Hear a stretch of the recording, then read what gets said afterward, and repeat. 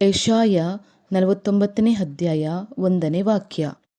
ಓ ದ್ವೀಪ ನಿವಾಸಿಗಳೇ, ನನ್ನ ಮಾತನ್ನು ಕೇಳಿರಿ, ದೂರದ ಜನಗಳೇ ಕಿವಿಗೊಡಿರಿ. ನಾನು ಗರ್ಭದಲ್ಲಿದ್ದಾಗಲೇ ಕರ್ತನು ನನ್ನನ್ನು ಕರೆದನು, ತಾಯಿಯ ಉದರದಲ್ಲಿದ್ದ ಅಂದಿನಿಂದಲೂ ನನ್ನ ಹೆಸರನ್ನು ಹೇಳುತ್ತಿದ್ದಾನೆ. ಆಮೇನ್. ಓ ನನ್ನ ಪ್ರಭುವಾದ ಯೇಸುವೆ, ನೀವು ಜಗತ್ತು ಉತ್ಪತ್ತಿಗೆ ಮುಂಚೆನೇ ನನ್ನನ್ನು ಆರಿಸಿಕೊಂಡಿದ್ದೀರಾ. ನಿಮ್ಮ ಮಗಳಾಗಿ, ನಿಮ್ಮ ಮಗನಾಗಿ ನಿಮಗೆ ಸ್ತುತಿ ಸ್ತೋತ್ರನಪ್ಪ. ನಾನು ಇನ್ನು ತಂದೆಯ ಗರ್ಭದಲ್ಲಿ ಬರಲಿಲ್ಲ, ಅಲ್ಲಿಂದ ತಾಯಿಯ ಗರ್ಭಕ್ಕೆ ಕೂಡ ಹೋಗಿರಲಿಲ್ಲ.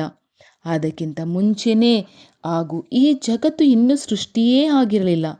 ಆಗಲೇ ನೀವು ನನ್ನನ್ನು ಆರಿಸಿಕೊಂಡಿರಿ ತಂದೆಯೇ. ಆಮೇಲೆ ನಾನು ನನ್ನ ತಂದೆಯ ಗರ್ಭದಲ್ಲಿ ಇದ್ದಾಗಲೇ ಕರ್ತನು ನನ್ನನ್ನು ಕರೆದನು, ಮಗಳೇ, ಮಗನೇ ಎಂಬುದಾಗಿ.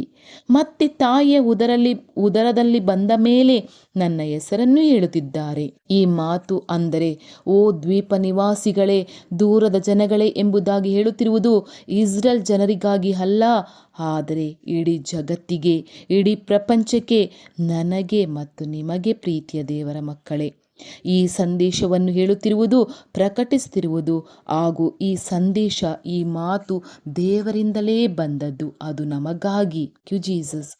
ಮತ್ತು ನನಗೆ ನಿಮಗೆ ಹೇಳುತ್ತಿರುವುದು, ಏಕೆಂದರೆ ನಾವು ಏನೂ ಇಲ್ಲದ ಪರಿಸ್ಥಿತಿಯಲ್ಲಿ ಇರುವಾಗ, ಅಂದರೆ ಓದಿನಲ್ಲಿ ಇರಬಹುದು, ಬುದ್ಧಿಯಲ್ಲಿ ಇರಬಹುದು, ಆರ್ಥಿಕ ಅವಸ್ಥೆಯಲ್ಲಿ ಇರಬಹುದು, ಏನೂ ಇಲ್ಲದೆ ಇರುವಾಗಲೇ ನಮ್ಮನ್ನು ಆರಿಸಿಕೊಂಡಿದ್ದಾರೆ ಮತ್ತು ನನ್ನ ಮತ್ತು ನಿಮ್ಮ ಹೆಸರನ್ನು ಹಿಡಿದು ಕರೆದಿದ್ದಾರೆ ಮತ್ತು ಹೇಳುತ್ತಿದ್ದಾರೆ, ನೀವು ಹೋಗಿ ಯೇಸುವನ್ನು ಅರಿಯದ ಜನರಿಗೆ ನನ್ನ ಮಾತನ್ನು ಪ್ರಕಟಿಸಿರಿ, ತಿಳಿಸಿರಿ ಎಂಬುದಾಗಿ.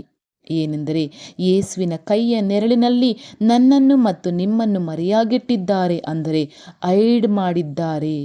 ಹೌದು, ಅವರ ಕೈಯ ನೆರಳಿನಲ್ಲಿ ನಮ್ಮನ್ನು ಮರೆಯಾಗಿಟ್ಟಿದ್ದಾರೆ, ಸುರಕ್ಷಿತವಾಗಿಟ್ಟಿದ್ದಾರೆ. ಹಾಗೂ ಅವರೇ ನಮ್ಮ ಸಂರಕ್ಷಕ, ಅವರೇ ನಮ್ಮ ಪಾಪ ವಿಮೋಚಕ, ಅವರೇ ನಮಗೆ ಎಲ್ಲ ಎಂಬುದಾಗಿ ತಿಳಿಸುವುದಕ್ಕಾಗಿ ನಮ್ಮನ್ನು ಆರಿಸಿಕೊಂಡಿದ್ದಾರೆ. ಹೌದು ಪ್ರೀತಿಯ ದೇವರ ಮಕ್ಕಳೇ, ಇಂದು ರಾತ್ರಿ ಯೇಸು ಹೇಳುವ ಮಾತು, ದೇವರ ಕೈಯ ನೆರಳಿನಲ್ಲಿ ನಮ್ಮನ್ನು ಮರೆಯಾಗಿಟ್ಟಿದ್ದಾರೆ, ಹೈಡ್ ಮಾಡಿದ್ದಾರೆ. ಯಾರು ಕೂಡ ನಮ್ಮನ್ನು ಮುಟ್ಟಲು ಸಾಧ್ಯವಿಲ್ಲ. ಯಾವ ಭಯವೂ ನಮ್ಮನ್ನು ಆವರಿಸಿಕೊಳ್ಳುವುದಿಲ್ಲ. ಹೇಗೆ ಒಂದು ಕೋಳಿ ತನ್ನ ಮರಿಯನ್ನು ಶತ್ರು ಬರುವಾಗ ತನ್ನ ರೆಕ್ಕೆಯ ಅಡಿಯಲ್ಲಿ ಇಟ್ಟು ಮರೆಮಾಡುತ್ತದೋ, ಹಾಗೆಯೇ ನಮ್ಮ ಯೇಸು ಅವರ ಕೈಯ ನೆರಳಿನಲ್ಲಿ ಇಟ್ಟು ಜೋಪಾನ ಮಾಡುತ್ತಿದ್ದಾರೆ. ಇಂದು ರಾತ್ರಿ ನಮ್ಮಲ್ಲಿರುವ ಕಳವಳ, ನೋವು, ಕಷ್ಟ, ವೇದನೆ, ರೋಗ, ಸಮಸ್ಯೆ, ಸಾಲದ ಸಮಸ್ಯೆ, ಇನ್ನಿತರ ಸಮಸ್ಯೆ, ಮಕ್ಕಳ ಸಮಸ್ಯೆ, ಏನೇ ಆಗಲಿ ಅದನ್ನೆಲ್ಲ ಒಂದೇ ಕ್ಷಣದಲ್ಲಿ ಮಾರ್ಪಡಿಸುವ ದೇವರು ನಮ್ಮ ದೇವರು ಆಗಿದ್ದಾರೆ. ಸೊ ಯೇಸುವನ್ನು ನಂಬೋಣ.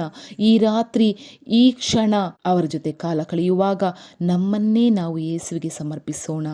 ಪರಿಶುದ್ಧವಾಗಿ ಜೀವಿಸುತ್ತೇವೆ ಅಪ್ಪ ಎಂದು ಮಾತು ಕೊಡೋಣ. ಭಯಪಡಬೇಡಿರಿ, ಫಿಯರ್ ನಾಟ್ ಎಂಬುದಾಗಿ ಬೈಬಲ್ನಲ್ಲಿ 365 ಸಲ ಬರೆದಿದೆ. ಸೊ ನಾವು ಭಯಪಡುವ ಅಗತ್ಯ ಇಲ್ಲ. ನಮ್ಮ ಯೇಸು ನಮ್ಮ ಜೊತೆ ಇದ್ದಾರೆ. ಈ ರಾತ್ರಿ ಸುಖ ನಿದ್ರೆ ದಯಪಾಲಿಸಿ ಬೆಳಗ್ಗೆ ಬೇಗ ಎದ್ದು ಯೇಸುವನ್ನು ಸ್ತುತಿಸೋಣ. ಆಮೇನ್. ಹೇಗೆ ಪೌಲನನ್ನು ಆರಿಸಿಕೊಂಡು ಇವನು ನನ್ನ ಹೆಸರನ್ನು ತಿಳಿಸುವುದಕ್ಕಾಗಿ ನಾನು ಆರಿಸಿಕೊಂಡ ಸಾಧನವಾಗಿದ್ದಾನೆ ಎಂದು ಯೇಸು ಹೇಳಿದ್ದಾರೋ, ಅದೇ ಪ್ರಕಾರ ಪೌಲನ ರೀತಿ ನಮ್ಮನ್ನು ಹೆಸರು ಹಿಡಿದು ಆರಿಸಿಕೊಂಡ ಸಾಧನವಾಗಿದ್ದೇವೆ ನಾವೆಲ್ಲರೂ. ಕರ್ತನನ್ನು ಸೇವಿಸುತ್ತಾ, ಅಂದರೆ ದೇವರ ವಾಕ್ಯ ಓದಿ ಧ್ಯಾನಿಸುತ್ತಾ ಇದ್ದು ಬೇರೆಯವರಿಗೂ ಸವಿಯಲು ಮಾಡಿಕೊಡೋಣ. Amen, amen. ತಂದೆಯೇ, thank you Lord Jesus Christ. I love you Jesus, I love you God, I love you Holy Spirit. Thank you angels.